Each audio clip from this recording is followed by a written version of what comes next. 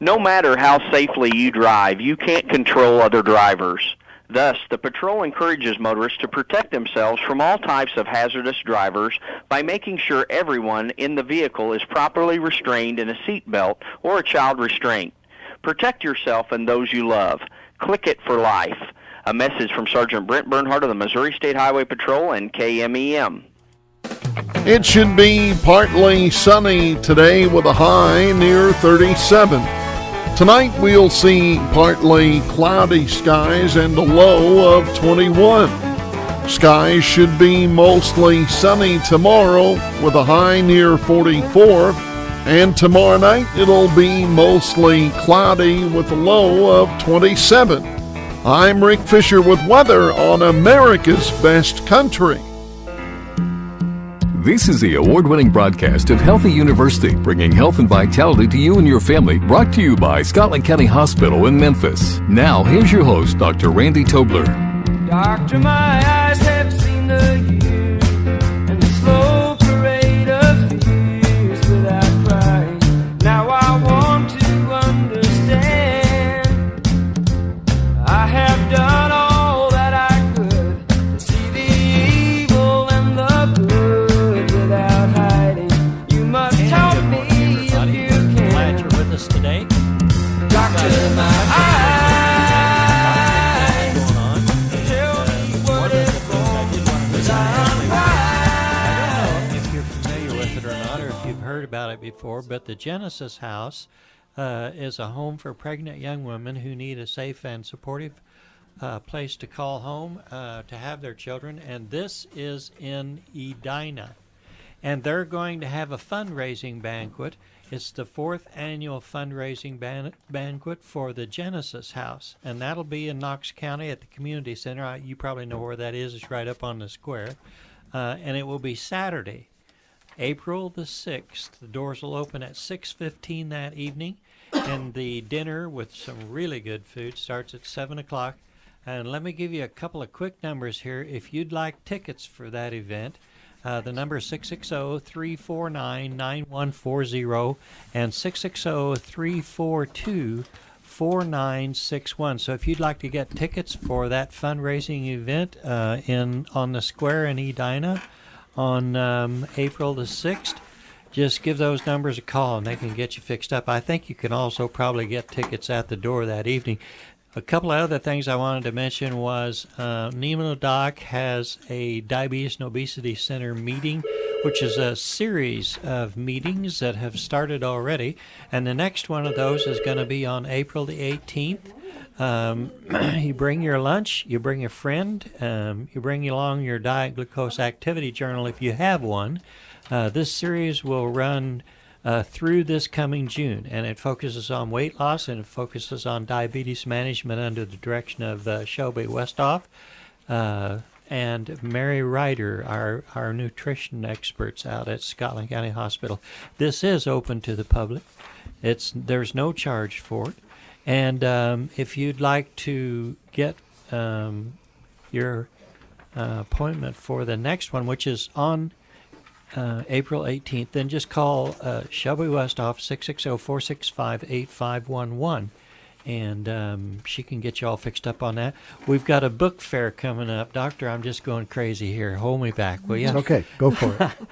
On Tuesday, March 28th from 9 to 4. That's in the Library Conference Building right next to Memphis Medical Services, Parking Lot B. That event will be books and gifts for just in time for Easter. You probably remember this. It's twice a year event, and you can use credit cards or debit cards, or you can even give them post-dated checks. They don't care. They're real easy to work with. A lot of just really, really nice gift ideas, book ideas, all kinds of things. There's a story about it on our website, which is scotlandcountyhospital.com. You have Tuesday on the brain. I do. It's Thursday, I think. Yes, okay. There we go. Very good. This All week. right.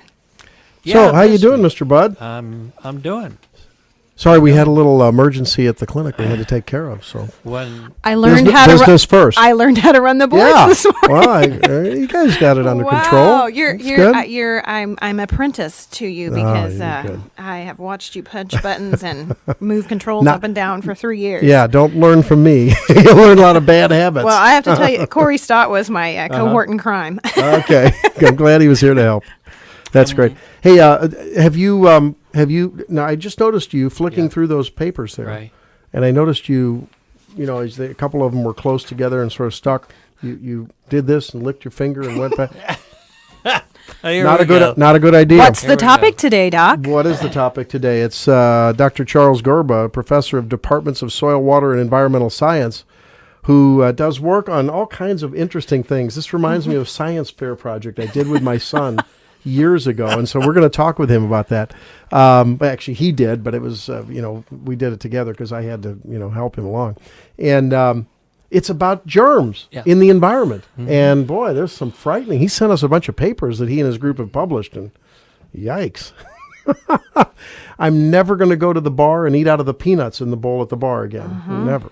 And things like that. So we'll be talking about that. We'll have a lot of fun with Dr. Gerba later on in the show. He has a real interesting take on the amount of germs there are here today, and the amount of germs there were 100 years ago. Mm-hmm. It's just pretty awesome.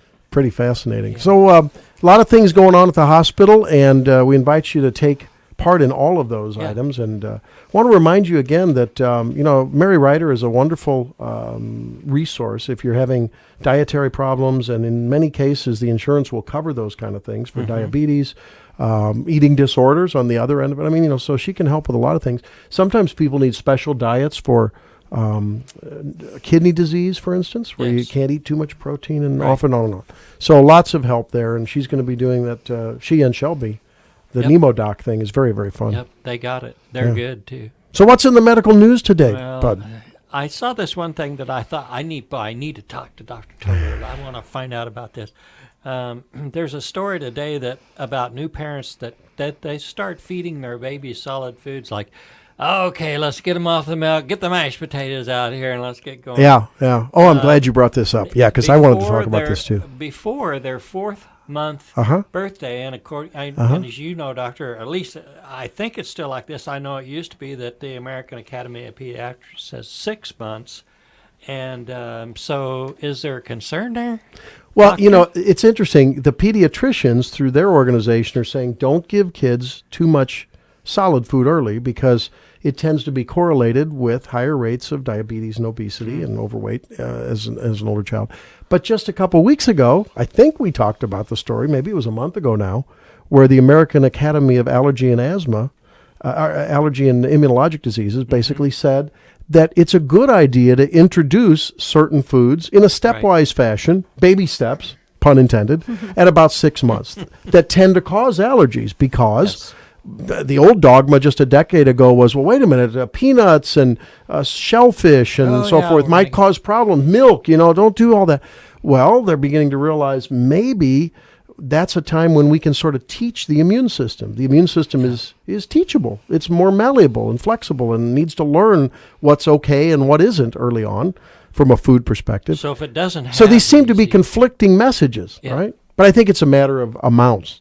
There's nothing wrong with introducing a little bit of this, little bit of a touch of peanut butter, doused up with some water, apple juice to thin it out a little bit. Well, the 6 months just been a guideline in the past, or what? Actually, it was. They would say delay for a year or two. They said not before 6 months. Wow. Now they're moving it up and saying no, start those things a little bit earlier. Because it sounds like conflicting information, but remember the goals and the targets and the things we're trying to avoid are different. Yeah. So while it's okay to introduce certain foods when the tot is young, you don't want to overdo it, and you don't want to give them tons of calories. I think it's to the credit of the baby food manufacturers that they've stopped putting so much, sorry, Elisa, sugar in a lot of those things. Yes, but I Doctor, knew that was have coming. you tasted a jar of baby food? I mean, take your pick. No, you and I will be doing that soon enough in about 10 years.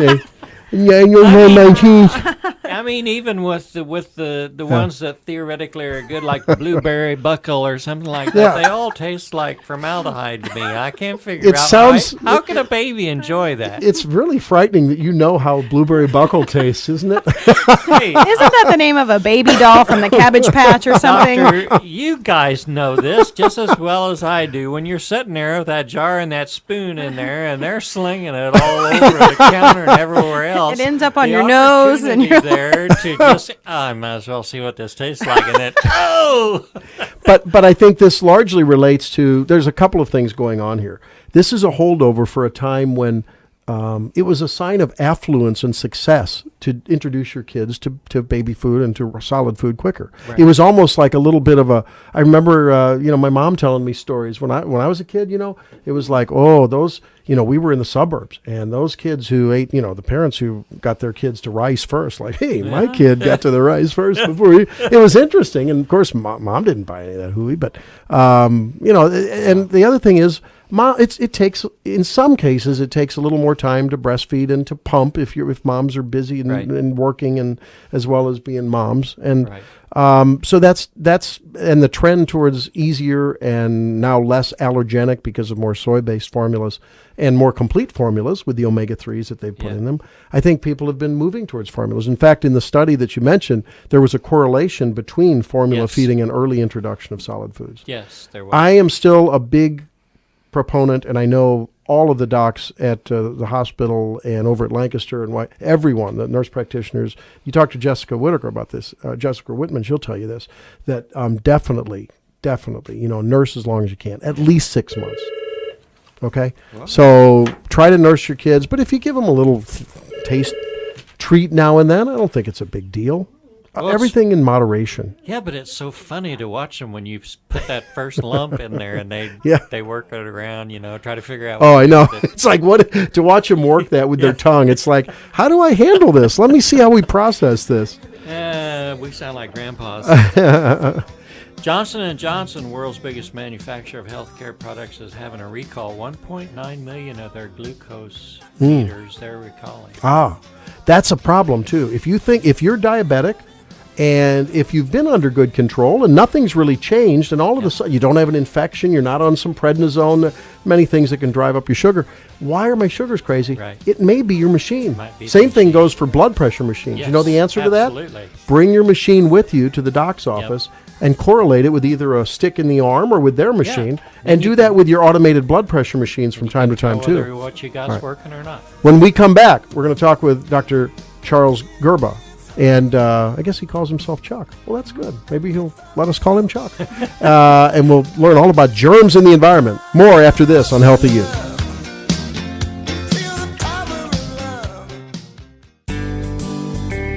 Will 2013 be your lucky year?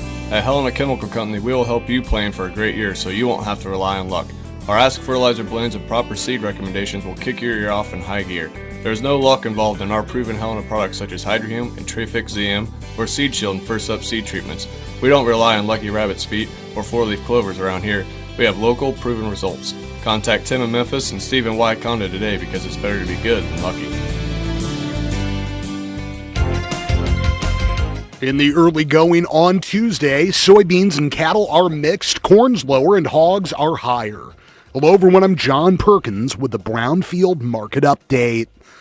In the soybean pit, they're mixed on old crop, new crop spread trade.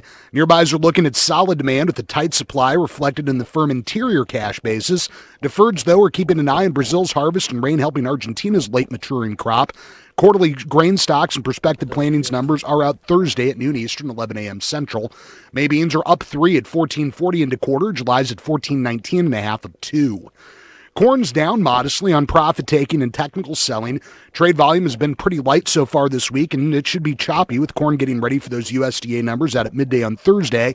In any event, the near-term supply is tight, and corn does have technical support in most months. May's down 3 3/4 at 7.29 and a half. July's at 7.11 and a half, 3 and a half lower. And wheat's up modestly on some light speculative and fund buying, along with weak trade in the dollar index. USDA's state crop condition numbers are pretty much unchanged from the week before. The hard-red winter crop remains in generally poor condition with slow development and concerns about freeze damage. The national crop progress numbers resume next Monday, April 1st. May Chicago's up 3 at 7:30 into quarter. May Kansas City's at 7:63 up 4. At the Merc today, live and feeder cattle are pretty narrowly mixed out of this week's widespread cash business. April live is up 5 at 126.50. June's at 121.50, 2 higher. March feeders are up 7 at 134.80, and April's at 138.65 up 25. And in the hog pit, they are higher on short covering and position squaring out of Thursday's Hogs and Pigs report. Those numbers are out at 3 o'clock Eastern, 2 o'clock Central. April's up 77 at 79.25. June's at 91.15 up 37. You can find us online over brownfieldagnews.com. John Perkins, Brownfield Market Update. When it comes to working with a big company like ADM, the benefits are huge. But there are lots of little ones too. Simple things like driving out to your farm to hand deliver a grain check or staying open late during harvest. And not just having a lot of elevators, but staffing them with people who are truly committed to helping you improve your business, as well as the community you live in. Little things? To us, they're huge. Now that's big. ADM. Get to know the biggest little company out there today at adm.com/farmers. Brownfield, America's trusted ag source, is available on your smartphone, anytime, anywhere. Brownfield Mobile instantly brings you current news, ag market information sponsored by Novozymes BioAg, weather, and more. Plus, you can listen to Brownfield News, including grain and livestock reports. Download it to any smartphone today at brownfieldmobile.com. Only Tag Team LCO delivers an elite rhizobia, LCO promoter technology, and a phosphate solubilizing inoculant. Ask your retailer for Tag Team LCO from Novozymes. To my foolish alibi for you, girl, I'm not too clever. I just adore you. Call me unpredictable. Tell me that I'm so impractical. Rainbow, I'm inclined to pursue. So here I am trying to recover from this late winter cold, and it's all Bud's fault. Didn't you have a cold a week or two ago? I'm sure I probably did. No, it wasn't your fault. It was someone's fault that I borrowed a pen from, and they had a cold. And now, looking back, I've been doing the forensic reconstruction of the crime. Close to that mic. And right there. I know. Gosh knows what kind of germs Rick Fisher has on this mic. And Dave Bowden, I don't know. It's probably reportable to the CDC. You're talking about Dave. I don't know. And Dave's going to come crashing in the studio here. And so anyway, I remember, I may have been one of my students or residents I was teaching. I had a cold. I lose my pens incessantly. I borrowed a pen, and I think I must have then reached in my pocket to get a piece of gum. Mm-hmm. And I'm thinking, virus on the pen, virus on my finger, virus on the gum in my mouth, bada bing, bada boom. What say you, Dr. Chuck Gerba? Did I do the wrong thing? Oh, yeah, that's one route you can pick up germs. You know, most people don't realize like common colds, flus, and diarrhea are transmitted just by that way. Yeah, yeah. And Dr. Gerba was quoted in a recent Prevention magazine story that our producer Lisa Kiger read. Professor of Departments of Soil, Water, Environmental Science, and Epidemiology and Environmental Health at the University of Arizona, and does all kinds of interesting studies. Thanks for all of the papers that you sent us and the reprints. It was really interesting. I got to ask you about one that just really caught my attention. Your group looked at the assessment of cross-contamination of these reusable shopping bags. So I'm thinking about sort of these cloth bags that people use instead of, they're going to save the world, right? Mm-hmm. And not cut down any trees, and they take their bag back and forth. Right. Now, that seems like a wonderful thing. I mean, Al Gore would be just all over that. He'd love that. Green. Maybe not such a good idea for our health, Chuck? Yeah, because people really don't take care of those. They put raw food products in there, like raw meat products, raw vegetables, and you get fecal bacteria in them from the meat products. And of course, a lot of people use them for other purposes. Over half the people we interviewed said they use it to, haul their gym shorts in their, underwear, to the laundromat. And then they wonder why they get fecal bacteria in there. Making a salmonella salad may be a thing, by doing this. Actually, in our study of clothing, some people have more E. coli in their shopping bags than they do in their underwear. Wow. I'm a culprit of this. I have to tell you, last week, I am a take your shopping bag to the store kind of a gal, and my shopping bag, my eggs broke in my shopping bag. Ooh. So I get home, and so there's egg in the bottom of my shopping bag. There's egg on the carpet of my van because I set a gallon of milk on top of the eggs. That was a bad idea. Ooh. John Dodge did not teach me how to bag groceries in my early age. And so I have a shopping bag with dry, raw egg in it at this very moment, and I brought my lunch in it today. Oh, wow. Well, don't forget to wash it. Our interviews, only 3% of the people said they ever washed them at all, ever. And I do, but I haven't got around to this one yet, so it's carrying my cheese and yogurt and oranges today. And ladies and gentlemen, it gets even worse. When meat juices were added to bags in the study and stored in the trunks of cars for 2 hours, wow, it was like an incubator you use in your lab, isn't it, Chuck? Right, it was ideal conditions for the bacteria to grow, and even bacteria like salmonella really loved it. They increased 100-fold within a couple of hours. Oh, wow. But then the good news is they even hand washing the bag, so you mean just like running it underwater with some nice dishwasher detergent or something dishwashing detergent might do it, or how thorough do you need to be if you clean that bag? Can you just take the little sprayer nozzle on your sink like many have and just sort of take some hot water and rinse it around, or what measures do you need to go to keep the inside of those bags clean? Well, just hot water and soap we found worked really well. Most of them, you have to read the label, are only hand washable, so be careful what kind of bag you have. I put mine in one of those mesh laundry bags because if you don't, the handles get caught. I still have an old-fashioned, where the wringer is in the middle. And so otherwise the handles get caught in your wringer. But if you put them in a mesh laundry bag and wash them in hot water, they come out beautifully. So you'd be proud of me, Chuck, because Sean is now, 25? And I guess when he was in 7th, 8th grade, or junior high, had to do the annual science fair project, And even though I'm a scientist and I enjoy that, it was still always tough to come up with something novel. So we came up with the study that we would take swabs and sneak into local restaurants near my office when I was in St. Louis, including some name restaurants that I will not name on the air because we'd probably get a lawsuit and have to go off the air. And interesting, we went in some of the fast food restaurants, and what we would do would be I'd take the swab. Tell me if the technique was right. We would take the Q-tip, and I borrowed a couple sterile Q-tips from the office. We'd dip them in a little saline to try to get them moist to pick up as many of the germs as we could, and then we would swab the inside and plate it on a plate, a microbiology plate, an agar plate, and then the outside of a plate. And we did them on regular agar and the type that is special for strep. And Dr. Gerba knows about this. You have different media that grow different germs on. And we did it the inside and the outside of the restroom doors. And, of course, I could only do the male doors. I wasn't that brave. I wasn't going to do the female thing. But curiously, we predicted, our thesis was that the fast food restaurants would be among the worst. It turns out that a very fancy posh restaurant actually had the higher number of colonies. Now, we didn't go to the extent of, the work that this gentleman does is amazing. I mean, he knows down to the serotype of the little subtype of every bacteria, but we counted more little, spots grown in the agar on the inside doors of the posh restaurant across the street. Now, how in the world could we explain that? It could be two reasons. One, they might actually be doing more cleaning. A lot of times these sponges, cleaning cloths spread things around because they grow in there.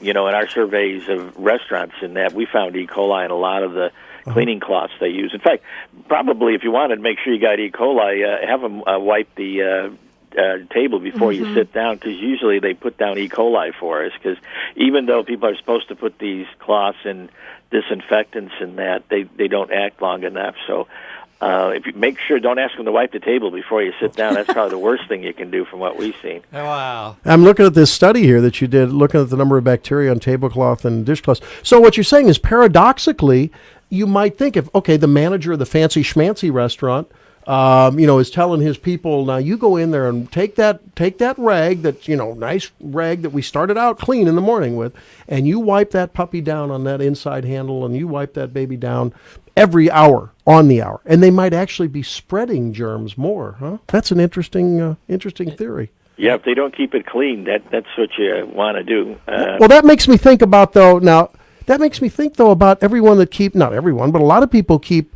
their little spongy thing on top of the counter, or they have their little reusable, what are they called? Not a Scott towel, but the one that looks sort of reusable. One side and a sponge on the other. And a piece of cloth that they used to make from handy wipes or whatever. But that's not a good idea, I guess, to reuse your sponge at home in your sink, or is it? Well, what we learned is they grow to millions of bacteria very quickly. Fecal bacteria, salmonella, occur in about 15% of home sponges on our deal. So you're killing us here. Yeah, it's well, actually, there's more E. coli in your kitchen sink than your toilet after you flush it. Probably why dogs drink out of the toilet. They go harder than you think. That's what we've learned.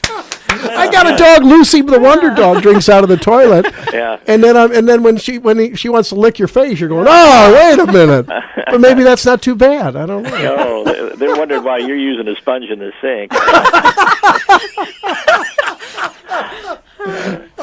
You really need to actually replace those sponges and cloths about once a week, we've learned. Otherwise, you get millions of bacteria growing in them. They're ideal for growth of fecal bacteria. Either that or use a disinfectant cleaner on a regular basis for the kitchen area. Because really, people have got it wrong. The cleanest thing in a home in terms of bacteria is the top of a toilet seat. In fact, on a cutting board, there's 200 times more fecal bacteria than a toilet seat. It's actually safer to make a sandwich on a toilet seat in the average home than a cutting board from our study. I got a visual of that. Oh, wow. So the next time you go up to Casey's or up to the Gas and More folks, just ask them to make your sub on the toilet seat. I can just see my wife saying, "What are you doing?" And I just have a hard time. I have a 9-year-old little boy in my house. I cannot see that my toilet seat is cleaner than my countertop. Well, but urine sterile. Urine sterile. Oh. Isn't it, Chuck? I mean, there's nothing to worry about. If you're infected, you can get some bacteria. But what it is people are terrified of butt-borne diseases in the United States. So they over-clean and disinfect toilet seats is what happens. Wow. Oh my God. Now, you mentioned using a good disinfectant cleaner. Is that different than the same soap that we'd use to clean our pots and pans with? Or what are you talking about there? Yeah, usually you can find disinfectant cleaners made for the kitchen now, because manufacturers have learned that the kitchen really is a hot spot for most of the bacteria in the home that could make you ill. So they make them look for a kitchen cleaner with a disinfectant. Is what the key thing to look for. Because if you just use soap and water, we found you just spread things around all the time. It's amazing. Like little things. You ever hang a drying towel on the refrigerator door handle? It makes it a hot spot for that reason. Mm-hmm. Oh, yeah, we do that a lot. Mm-hmm. Yeah, that makes it a hot spot. That's why I don't like open other people's refrigerator door handles, because they put those things where bacteria grow. Oh, man, I'll bet you're the least invited guest to dinner parties in Arizona. Yeah, it's hard to get a second date if you're not. Okay, well, Chuck, if you could hang with us, we're just having a blast here. When we come back, folks, we're going to invite your phone calls if you'd like to talk to Dr. Charles Gorba, an expert, as you know, on butt-borne diseases and others, and professor of soil, water, and environment science and epidemiology, environmental health. There are some serious things we want to talk about, and I guess a question that I have when we come back concerning if we're exposed to all these germs, and we're reading at the same time that kids that live in the germy country don't get as many allergies as those who don't. Is it a good thing to avoid all the germs? I mean, should we really be bubble babies and bubble people and walk around with our alcohol cleansing sanitizer all the time? We'll talk about it with Chuck Gerber when we come back. Your phone calls are invited. 1-800-748-7875 and 660-465-7225.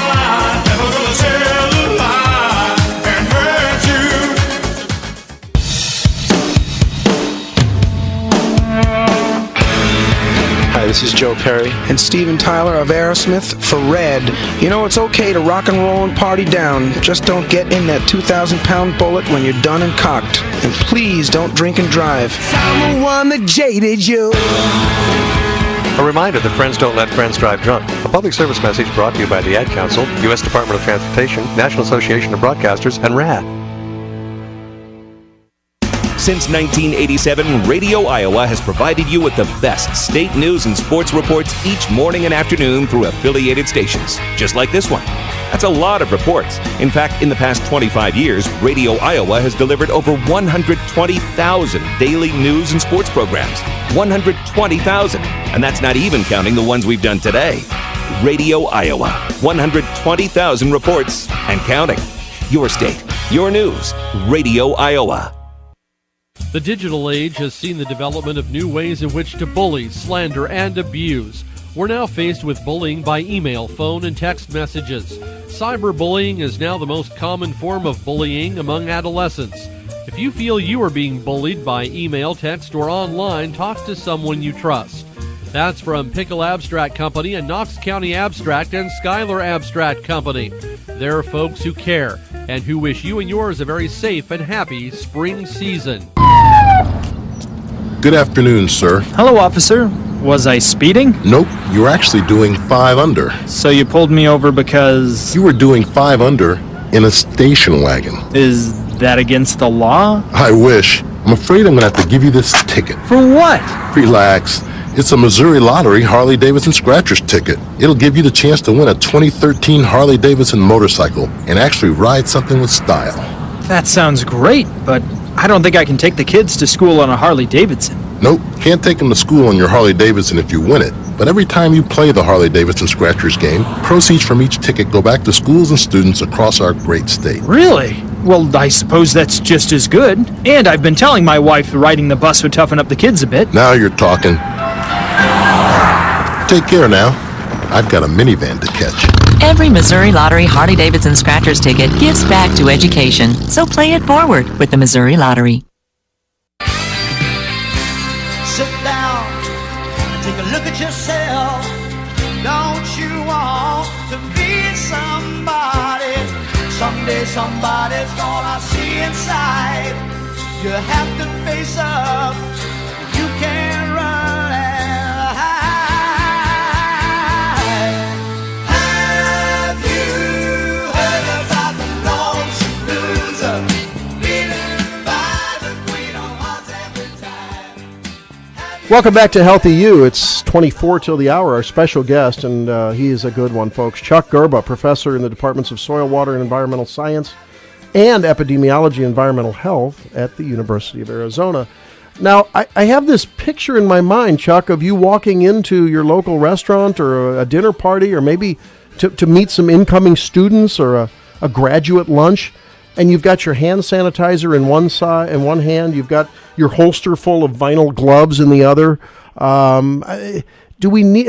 Haven't there always been germs around? People have always used sponges. There's always been toilets, and there's always been countertops and cutting boards and all these things.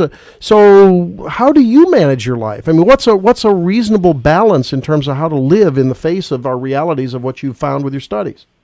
Well, actually, study after study has shown that the best interventions are hand washing, hand sanitizers, and, cleaning and disinfecting key areas. I mean, we don't get sick all the time because we're really playing a gambling game with germs all the time, and the whole idea is to keep the odds in your favor, not the germs' favor. What works well reduces your risk of getting common illnesses like colds and flus by 30 to 50%.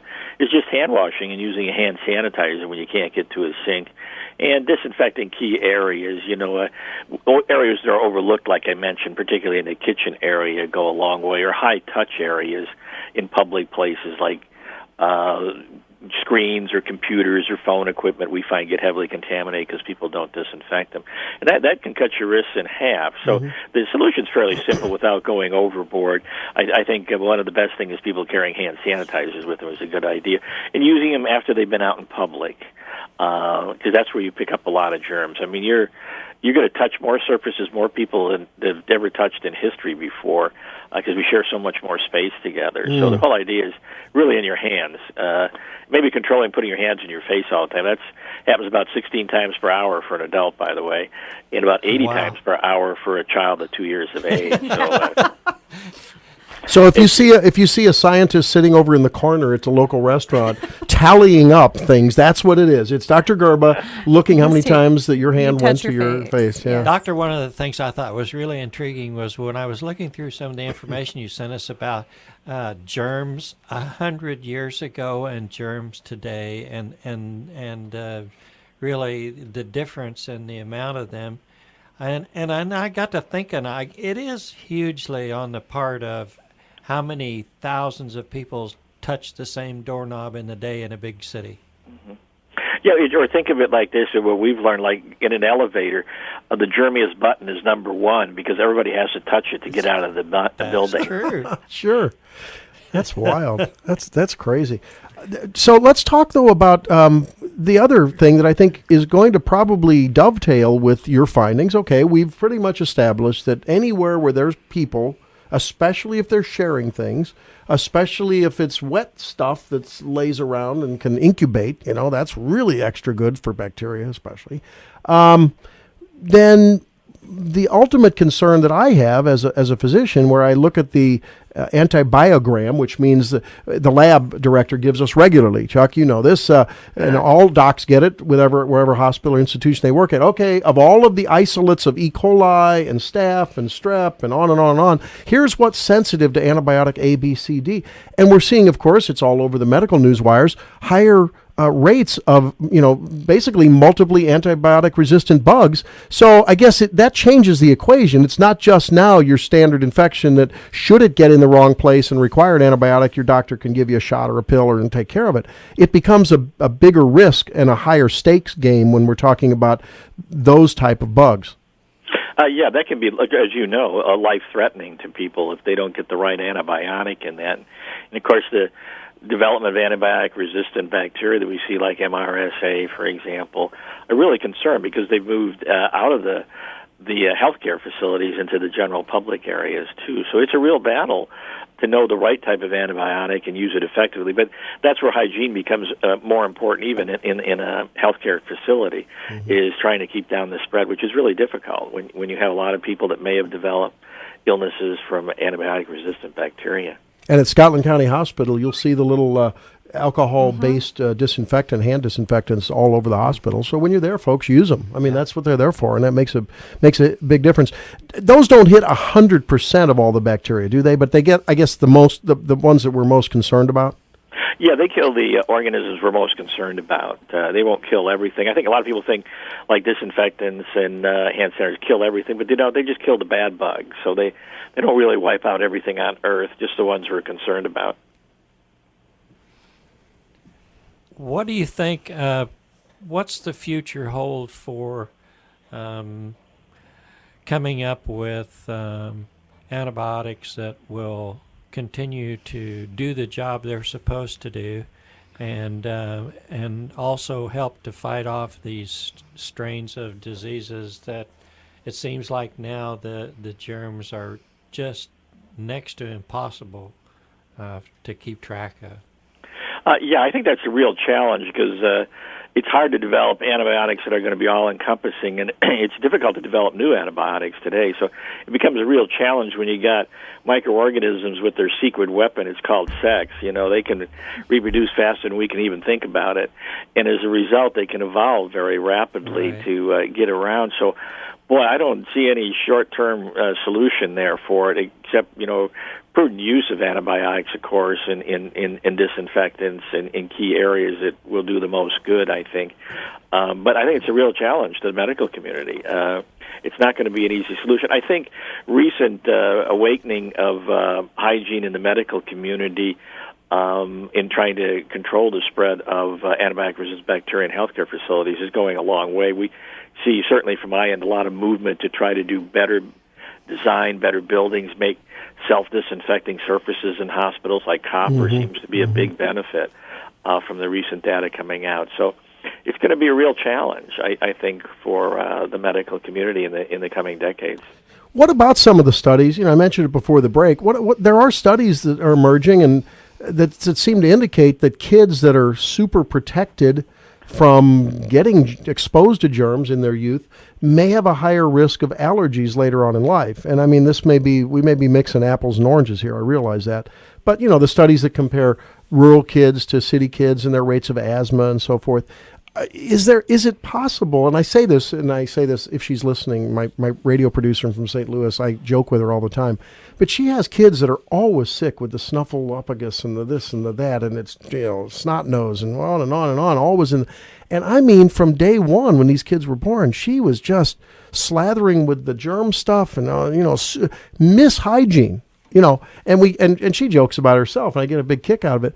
But can you overdo it, or is that just sort of is that pie in the sky? Yeah, it's good, interesting trends we see, like increases in asthma and less of it in rural areas.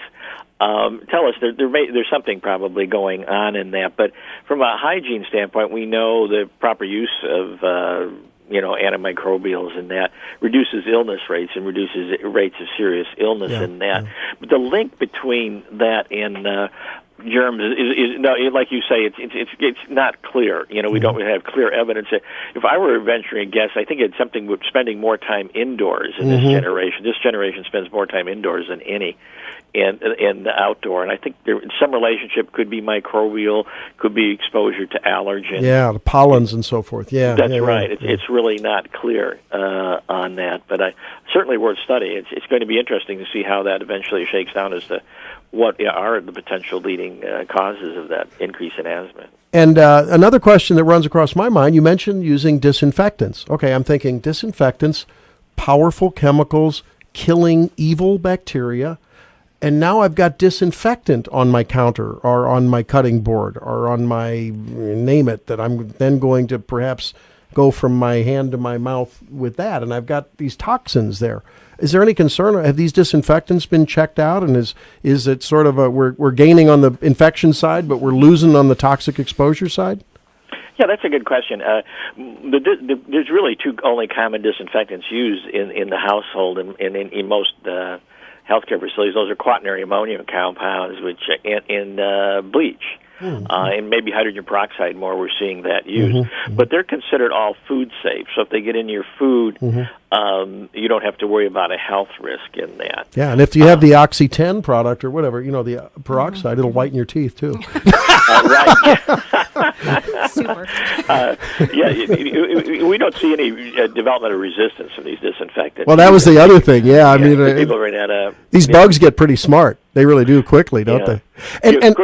And then finally, the other thing is that we've had a lot of fun with this, and I guess the message that I'm taking home, Dr. Gerba, is be common sense. Realize that whatever you touch, that either a food product has touched, something that may have carried bacteria, including another human being has touched, before you can touch your face or your mouth or your nose or your eyes, make sure you've washed your hands. Right? I mean, that seems just basic, but especially be careful. We're seeing more and more people that are immunocompromised and have their immune systems weakened. We know that just naturally, by aging, our immune system gets a little knocked down. People are living longer and longer with chronic diseases that take steroids, and that suppresses the immune system. People are sometimes getting chemotherapy, which can, hit the immune system. So especially, I guess, if you have people that are more susceptible, it would be advisable for anyone assisting those people, inviting them to your house, to be very ultra careful. Wouldn't you recommend that? Oh, absolutely, because these people are more likely to get serious illness and die, and they represent almost a third of the U.S. population now. So I think we need closer surveillance and cleanliness in those areas. Most people don't realize that, in the developing world, most of the people who die of diarrhea, which is still a major killer, are under 5 years of old, but in the United States they're over 55. So the best retirement present you can give somebody is a bottle of kaopectate. You want a good choice. Well, you have done, your studies have been conducted on every continent. What can you tell us? How does our continent, more specifically, not just North America, but United States, Americans, how do we compare to the other continents and the other countries in terms of what germs that we have got our arms around and what germs we don't have our arms around, and as compared to other countries that you've done your research? Well, I think some countries have done a much better job of controlling antibiotic-resistant bacteria like MRSA, for example, in hospitals and that. and in healthcare environments. And that I think they've done a little bit better job from that standpoint than we have. I think we have longer to go. If you compare Northern Europe, and for a lot of infection rates and that, they seem to be ahead of us. I think historically some countries, particularly the Netherlands and Germany, have a long culture of tidiness and cleanliness and that. So you see less infection rates for common illnesses. Of course, the reverse is true if you go to a developing country like Africa, where diarrhea is still one of the major killers in that part of the world, and childhood illnesses are overwhelming, largely because of poor hygiene, sanitation, in that. And there, different organisms seem to dominate, in the water supply and that. Bacteria, in some ways, in water, in food, play more of a role in developing country. Here we have to worry about viruses, more like noroviruses, which is the most common cause of adult diarrhea. That causes most of your foodborne illness, actually, is norovirus, even though you hear more about salmonella and E. coli. Dr. Gerber, we've got a very active Rotary Club here in Scotland County, Schuyler County, Adair County, here in our area. And I see that you were helped with the World Health Organization as a consultant on several SARS outbreak, polio, bird flu. Tell us about, we know that Rotary is the largest organization that's trying to help eradicate polio. What has your research with the World Health Organization shown on that front right now? Yeah, the World Health Organization, in conjunction with the Rotary Club and Gates Foundation, have been trying to make the final push to eliminate polio virus, and it's really kind of stuck in Pakistan area right now. It is in India. Yes, it was just in our Rotary magazine this month. But we're making sure it's a tough battle. To eliminate that, but I think we're seeing the final, hopefully, years of polio virus in it. Unfortunately, some of the regions where polio still is tough to get to. But the hope is that in the next couple of years we won't see it anymore. And since you have worked on some of these, you worked on the SARS outbreak, for instance, some of these viruses that, boy, they hit the newspapers and the news wires, and, they're spectacular, they're sensationalized. Some of these, the bird flus, this is the killer, this is the Andromeda strain, this is going to be the next plague. Is it just that our news media and our news cycle is so effective at spreading how evil some of these viruses can be? Are we really seeing newer and definitely more virulent viruses than we did 50, 100 years ago? We do see, even with norovirus, we see the evolution of more virulent viruses in that, which always causes concern to the health community. And that, fortunately, I think we've acted very quickly in this, in taking precautions in that, and that's probably why we haven't seen it much. And we've been lucky, too, like with SARS, it turned out not to survive very well in the environment. So I think in some ways we've had a lot of luck, but there's still the concern out there that we need to be diligent. All right.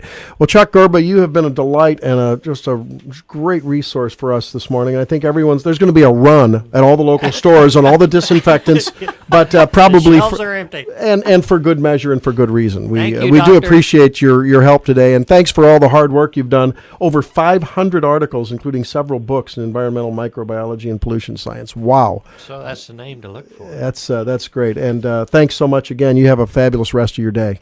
You too. Take care now. All right, you too. And while we all wipe down our microphones here and disinfect our hands, you might want to do the same too. Throw away those sponges that have been sitting there. Take a whiff. Take a whiff of that sponge. You go, whoa, wait a minute. How long has that one been there, right? Yeah, I think that's a good idea. And wash those dish rags that are the towels that hang on the refrigerator. And you may want to really reconsider, having sort of a scheduled, or maybe assign that to one of the chitlins, one of the kids, right? And have a little scheduled wash down with the disinfectant from time to time. And when you borrow someone's pen, use the alcohol cleanser on it. If I'd have done that, I would have been sniffling and snorting. Okay, we'll be back. Wrap it up here on Healthy You. If you have a call for us, please give it to us, 465-7225. And 1-800-748-7875.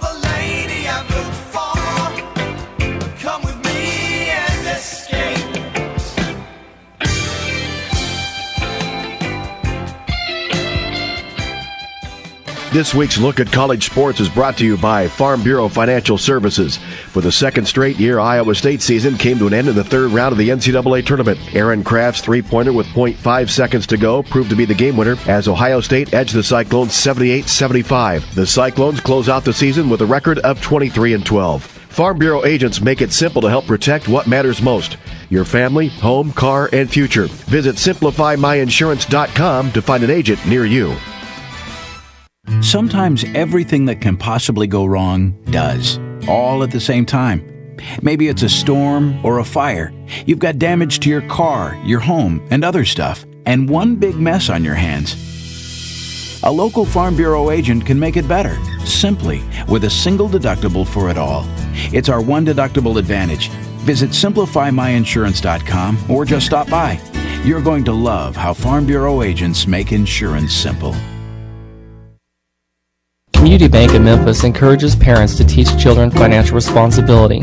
A simple way is to teach your older children how to create and stick to a budget. Sit down with them and create a realistic budget, including expenses they may not think about on their own. Emphasize the importance of living on less than you make and discuss how to responsibly use credit. The path to financial success starts in the home, and children learn best by watching the example their parents set. Hometown banking with your neighbors and friends at Community Bank of Memphis. Equal housing lender, member FDIC. Natural gas is cool. Cool. Natural gas is used to heat things. It can't be cool. Natural gas is clean burning, right? Yeah. Natural gas is easy to use, safe, and reliable, correct? Yeah. Natural gas is non-toxic and not harmful to us, right? Uh-huh. Well... Natural gas is cool.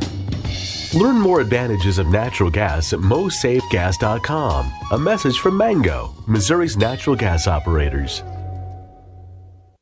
Whether you're on your way to work, running errands, or relaxing on vacation, news happens. Don't miss any of the state's top stories. Stay informed at MissouriNet.com. Get the latest news from the capital and across the state. We cover it all, from the economy to agriculture, sports to politics. Read articles or listen to newscasts at MissouriNet.com from a computer, tablet, or your smartphone. No matter where you are when news happens, your statewide news coverage is always at MissouriNet.com. Your state, your news, MissouriNet. As she rises to her apology, anybody else would surely know. He's watching her go. But a fool believes he sees the wise man has the power to reason away.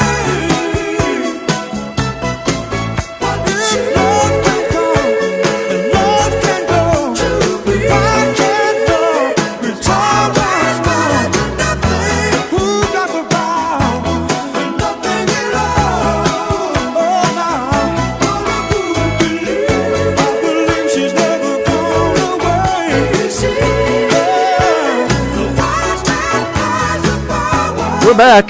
Thanks for being with us here on Healthy You. And we that was a fabulous segment. And I'm going to go home and disinfect everything. I don't know. How about you? You going to do Well, I'm going to work on this microphone next week. that? I don't know. It's very interesting. I do think there are several things he said that really, I know he's a hoot, but he's also at the same time, he's being very serious about a couple of things there. And one of those things seems to be the use of disinfectant in the kitchen. I'm glad that the marketing people have finally figured out they can make more money if they sell disinfectant products to us for the kitchen. But that's a good thing. Yeah, it is. And it's good to know that they're food safe as well. Mm-hmm. I mean, because a lot of them have a fairly strong odor, and, you're thinking, wow, is that any better than I'm going to die from the toxin or I'm going to die from the infection? Well, the fact is you're not going to die in most cases because, as he said, we're exposed to these germs all the time. As Mom always said, a little bleach is good for me. I was just going to say, I am a big fan of old-fashioned bleach and hot water. And the rubber gloves so it doesn't tear your hands up. No, you're absolutely right. Bleach and hot water. I know when you make wine, I've made some wine in my time. It's sort of fun to do, and I know the winemakers out there know, or beer makers.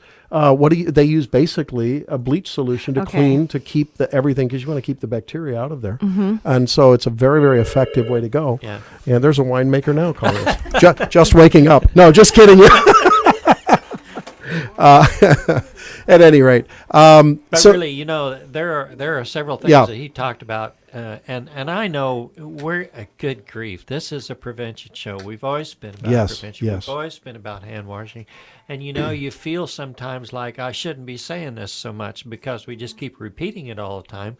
But maybe that's what it takes to get people to do it. You know, the one question that I have, and maybe we should ask Ken McMinn and Robert and Cody about this. The computer keyboard is obviously a really tough area because so many people share those throughout the office space. Even if it's your own keyboard, you know that you're...